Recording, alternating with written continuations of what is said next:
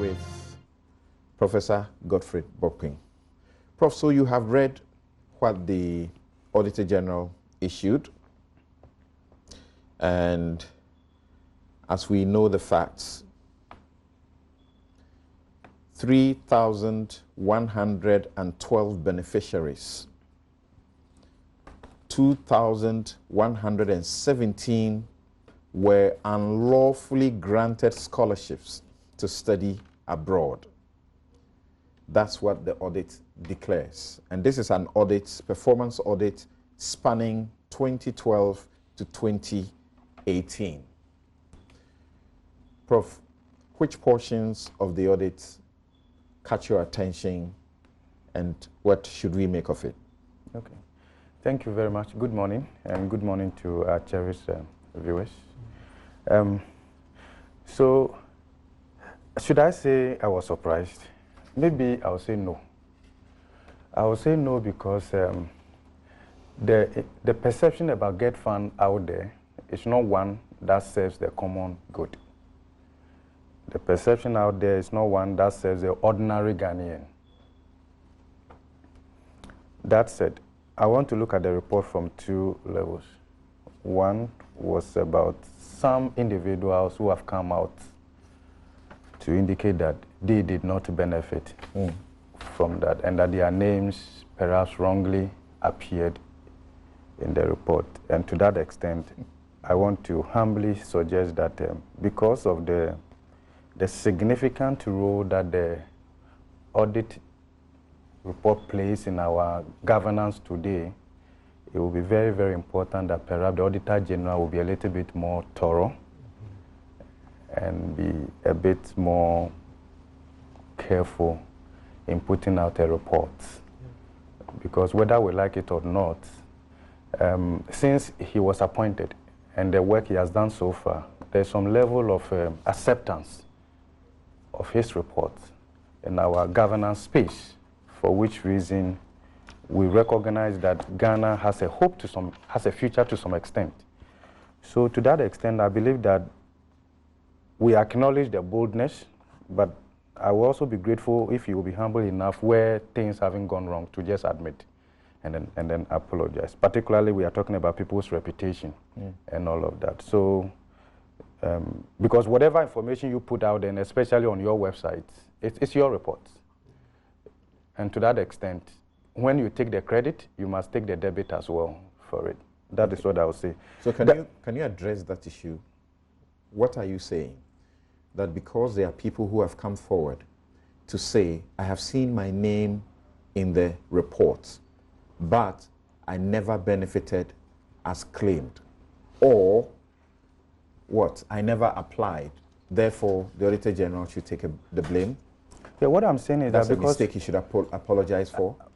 That could be a defect in the report, to the extent that it's your report, and part of the audit process is not just to take whatever that the entity gives to you and put it out there. You verify, you examine, you cross-check, and all of that. So I'm saying this because if you look at the dynamics today, and given how he was appointed and when he was appointed and all of that, you don't want to give room to people to begin to read negative meaning into what you do, particularly. And that is why I'm just giving this caution that going forward, we have to be a little bit more thorough. Of course, speed and then quality, we have to be able to balance that very well.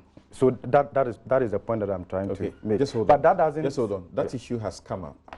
What do you say, Soini, that the Auditor-General generates a report from an audit, and there are portions that people have issues with because their names are on the list and they either never applied or applied but refused, never got the money, and yeah, so what's really what he's saying?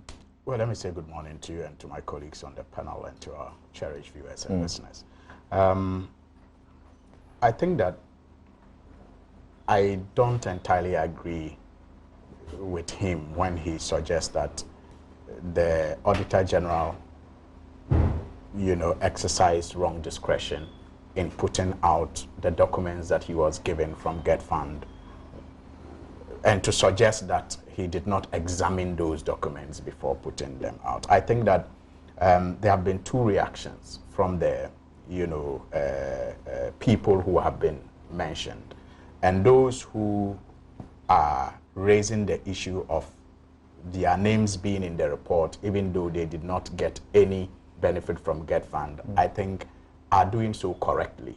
And I think the institution they must be pursuing is GETFund and not the Auditor-General. I think they must be grateful to the Auditor-General for putting this, out there for them to know if indeed they did not benefit from the fund, that people may have milked the fund using their names and using their identity, and for which they can now pursue justice, not only for themselves, but for all of us and for the fund. But when you're doing an audit, you're supposed to do verification, or what is known as vouching. Yes. So if you're giving, information by the auditee that Honorable Suini got this amount of money for this particular program, is it not your duty to check and to be very sure about that before you conclude your audit?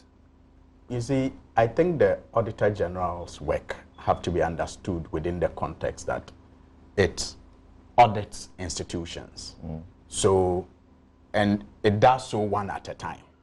So if it goes to GETFund and it's auditing GETFund, and GETFund has dealings with another institution or person, and GETFund gives records of that dealing to the Auditor General, it is not for the Auditor General to go to the other institution and begin another audit from that point, unless maybe when it is time for it to do so, then perhaps it can juxtapose whatever records it gets from that institution or person against what it got from GETFund when it was doing the GETFund audit. Okay. So in this particular case, the Auditor General was auditing GETFund, and so may have examined whatever GETFund gave to it.